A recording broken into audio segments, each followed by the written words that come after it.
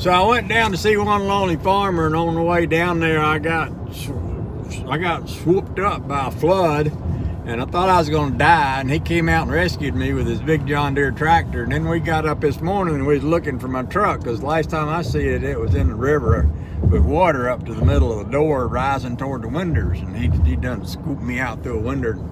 And we didn't know where the truck was, so we went 2 or 3 different police stations, and they tried to arrest him at one of them, but I vouched for him, so they let him go. And then we finally found the truck, so we spent the whole day in a junkyard with him laying on top of the carburetor, which is hard to do on a 93 Dodge because they don't have a carburetor, but he was laying across the hood there and had his head over in the distributor cap, and he was tinkering and doodadding around and going and buying more parts and tinkering and doodadding around. We come up on a point where I didn't think he's going to get it to run. He said, no, I'm going to get it to run. We're going to drive us out of here. You're going to drive us out of here. You're going to drive it home tonight. But I said, I don't know, man. It's getting late. You've been at this all day. You ought to give yourself a break. So he says, okay, finally at a certain point. So we went and tried to rent a car. Well, down where he lives, they ain't got no power because they had a hurricane flood yesterday, and everybody, you know, all the telephone poles and electricity washed away. So then we went to rent a car, and they said, well, we ain't got no rental cars because everybody's cars got washed away in the flood, and everybody's renting cars, and I won't have a car for ages, and even if I did, I wouldn't let you leave with it because I didn't see how you look, and I don't want you out there driving my car.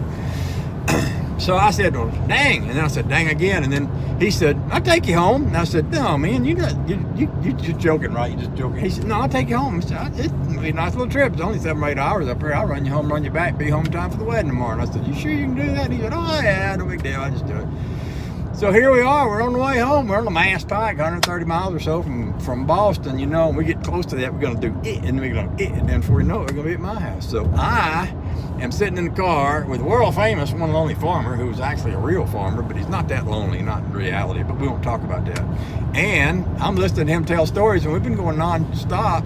I done got hoarse, and he's doing most of the talking. So I just thought I'd do this update because y'all seen us looking for the truck, and y'all seen us in the junkyard, and y'all seen him rescuing me from the big flood, and now he's taking me home to Honey Babe. So he's a heck of a guy. I like him a lot. I got a man crush on him right now. He's awesome.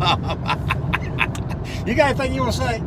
That's 100% true story right there. And we ain't even drinking. No. We're just having a good time. He's a good egg. I like him a lot. He can tell a story and he can listen too. Not everybody can do both. No, all right. That's true. Okay. We got anything else we want to say?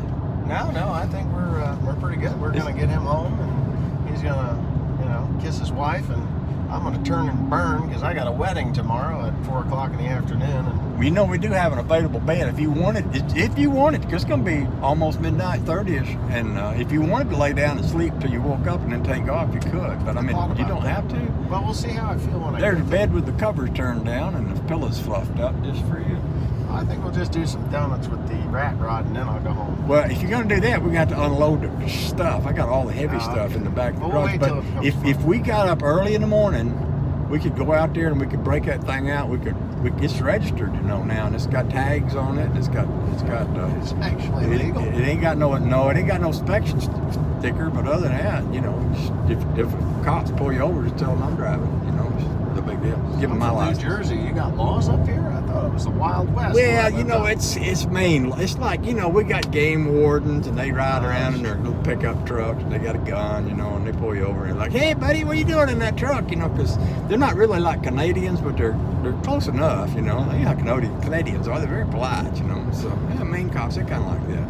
Yeah, I think if the game warden pulled me over for driving a car and asked me what I was doing, I'd just say, well, I'm fishing and hunting. What the hell are you doing? See, that gets you thrown in jail. You start making them mad, it turns into a whole different adventure and all. Anyway.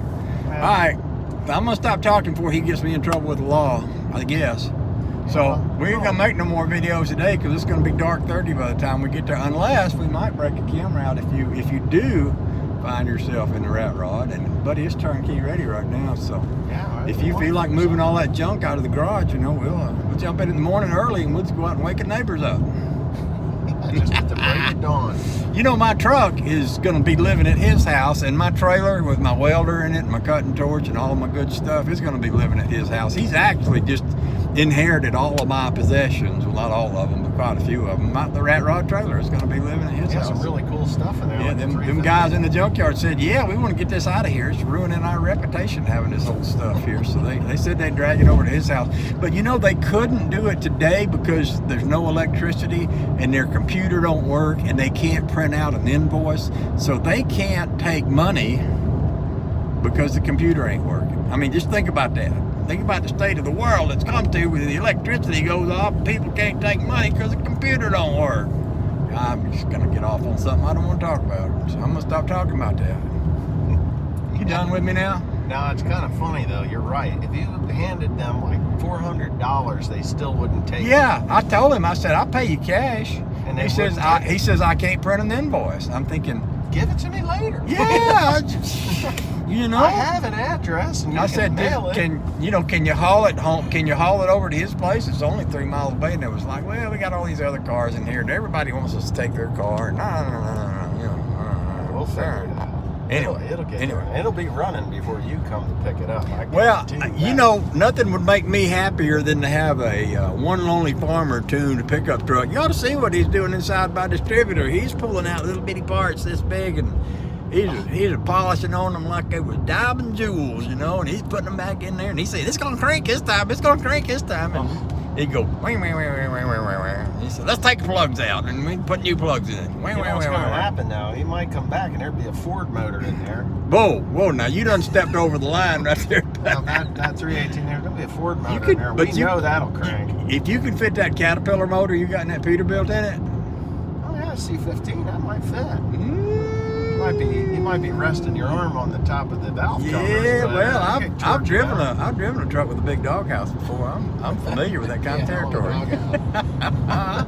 I growed up running in trucks with a big doghouse, cab over max and such as that. Yeah, buddy. Yeah, that'd do it. Yeah. All right. Should we stop now? Yeah, we can. We love all YouTubers. We just been talking about how much we love you all. You know, we wouldn't know each other if it hadn't been for the tube of you. So, I mean, it's good stuff here. I'm saying guy now. Love you. Talk to you soon. Bye. See you next time. I gotta hit this button.